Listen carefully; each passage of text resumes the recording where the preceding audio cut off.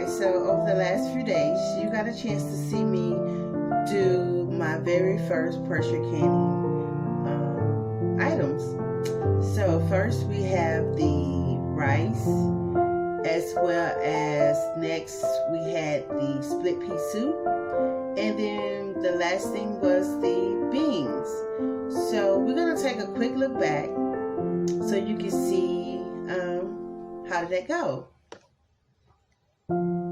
Okay, this is one last look at our rice that we just finished pressure canning, and believe it or not, I know I heard like 3 or 4 already pop, so I know they're sealed. Yeah, so again, this is my first time pressure canning. I will clean the lids off once they completely is processed, so that'll be probably sometime tomorrow. I've already showed you a video of me water bath canning some apples, some apple pineapple jelly, and some jalapenos and banana peppers. I only had a little bit, but I didn't want them to go to waste, so I went ahead and canned them up. And I also did some blueberry jam mixed with blackberries. So if you like this video, please give it a thumbs up. Hit subscribe, the notification bell, so you can always know when I'm loading up a new video. And leave a comment. If you have any comments or any questions, leave them down in the comment below. I thank you again for watching. Okay guys, so we're going to take the split pea soup out of the counter. Everything is ready to come out.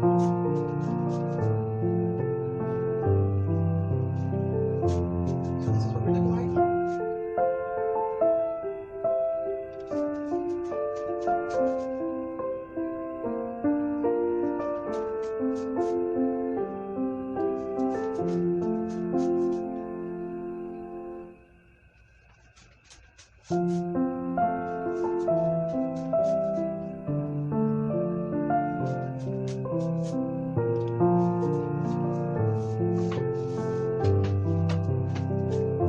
There you go. You got 4 quart size split pea. So of course we're going to let it sit here now for 24 hours, and we should have it sealing pretty soon. It is pretty hot, so it's still bubbling. Oh wow, it looks so good. I'm going to bring it a little closer so you can see just what it's doing. And as you can see the rice behind it. But I'm going to see if I can get you a little closer. You see that? Look awesome. And I used the green split pea, and I found out that today TT's Urban Pantry actually did the yellow split pea. So this is my first time ever doing a split pea soup, and I tasted it, and it was awesome. So I too did use the carrots, ham, onions, bell pepper, of course the split pea, bouillon. I didn't have any, I did have chicken broth, but the bouillon did just fine. And I added my own extra little seasoning, so it turned out awesome. And again, one last time, the rice I did the rice recipe from Homestead Heart. So tomorrow I should be able to take the bands off everything. This is what I did today. So tomorrow we should be doing the red beans. So I am enjoying my pressure canner, guys. And the last time I have a 16 quart. As you can see, I have pretty good headspace for my stove. Let's see if I can try and make sure it's not too close. So I don't have a lot of trouble with my vent. I wanted to make sure I didn't get anything too big for me. So everything is actually like really starting to cool off. My beans over there soaking for tomorrow, and that will be my canning for the next couple of days. Have a great day. If you enjoyed this video, please hit the like, subscribe, share, and leave a comment down below. Don't forget to hit the bell so you can always be notified when DonnaLLovelady for gardening projects and more is putting out a new video. So thank you for watching. Have a great day. So this is the last of my canning episode. This is like that first time canning episode of my beans. So I hope, I think I could have put a little more beans in each one, maybe, but I'm okay. I mean, as long as they don't go bad or anything like that, I'm okay. So thank you guys for watching. Now that you've seen the progress or the recap of the canning things that I did do, I do want to share you on some pros and cons or my review of what I think about them. So for starters, the first thing I did was the rice. And in Homestead Heart's video, she did parboiled rice. So I did not have parboiled rice, so I did just the regular long grain rice. Although everything was a success as far as canning wise, I think that instead of using the half a cup of rice, with that particular rice not being parboiled, I think I should have used a cup. I think that would have made a big difference to me, because it did still mush up a little bit just using a half a cup. Otherwise, everything did fine, and I will try and do it that way again to see if it made a difference. I was very excited, and it was easy to do. I just think I should use at least a cup of rice when you don't use the parboiled rice. Now, if I so happen to get the parboiled rice, I would probably try it the same way she did it. But under the circumstances, just using regular long grain rice, I think I need to use a cup. Okay. The split pea soup. Man, that was my first time ever even trying split pea soup. And it was great. It was great before I canned it. So the canning process was an absolutely success. The beans was the last thing that I did, and they did very good. I only soaked them. I soaked them for about 18 hours, 12. Then I checked on them, and then I let them go another, like, I guess you could say, what, 5 hours, 6 hours. I probably could have let them go the rest of the day until I got off work that Friday. But I said, oh well, I'm just gonna go ahead on and do them now.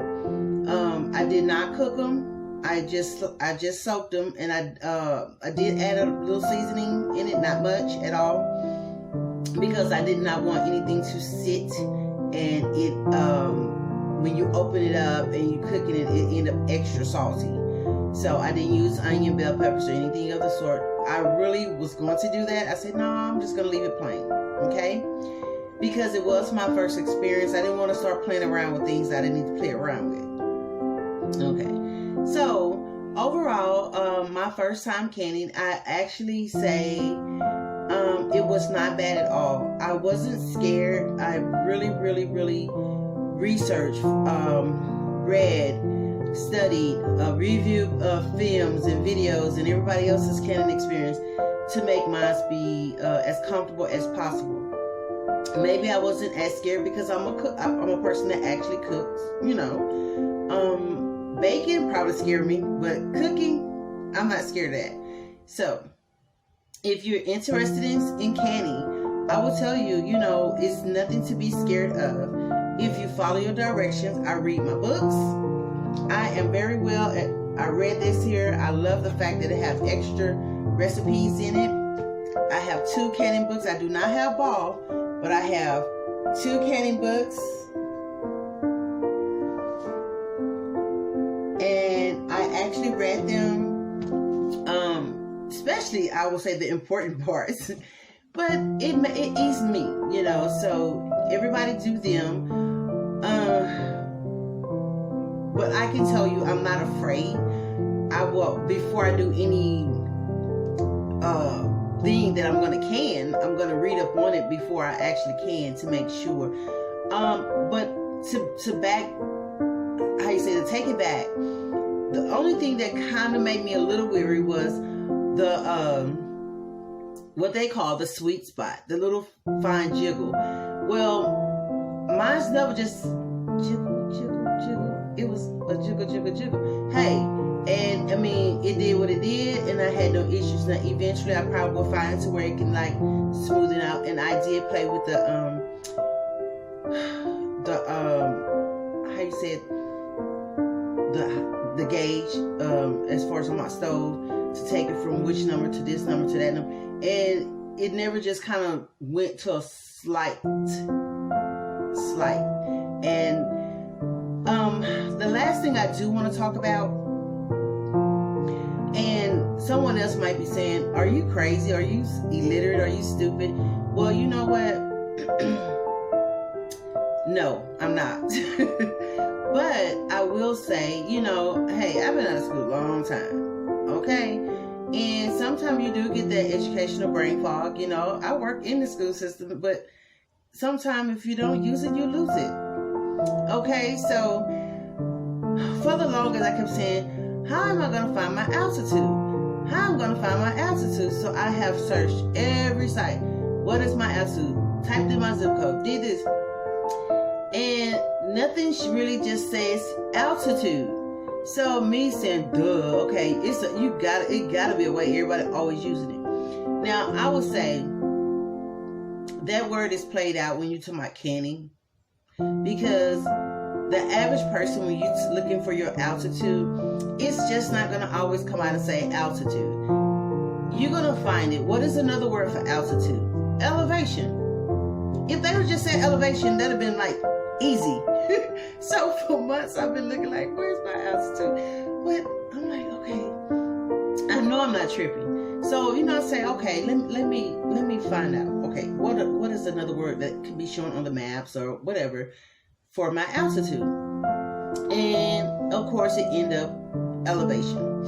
So if you're having trouble like I did, you know, and hey, I'll be the first one to be the guinea pig, be the livestock, be whatever you want, but I'm letting you know. If you're looking like, if you was looking or have been looking like I was looking for your altitude, it may not say altitude. It may say elevation. Elevation and altitude is one and the same. So, although the books may say check your altitude for your area, for your, you know, check your elevation.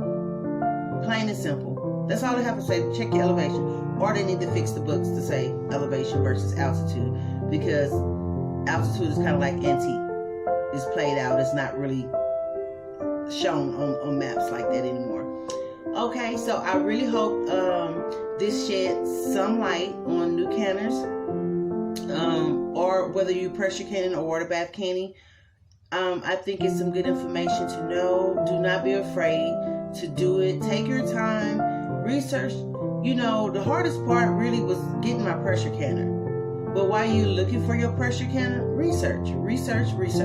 Think about what you want to do. If you do not have it, and I said in the video, my first thing I wanted to do was steak. Well, I didn't have no steak. So I said, okay, what do I have that I can actually can? And I used what I had to go through that first to break that ice. And at the end of the day, it really wasn't no ice I had to break, because, you know, I did not psych myself out to say I wasn't going to be able to do it. I did it. I'm thankful and grateful. I did it. I'm also thankful and grateful that I waited and then just go out and buy one that was $200, $300, $400. You know, I did not need a big one. I mean, you buy the one you would like to buy, but I purchased one. A 16 quart is doing me just fine. That's all I need. So you don't have to have a 23. You don't have to have a big fancy one. I mean, get one that's gonna suit what you're trying to do. Especially if you're a beginner, don't go overboard, you know. But again, I hope you guys enjoyed this video. If you did, please like, subscribe, you know, leave a comment. If you had a first experience that you was nervous about, leave it down in the description box below. If yours was a success, leave that in the description below, in the comment box below.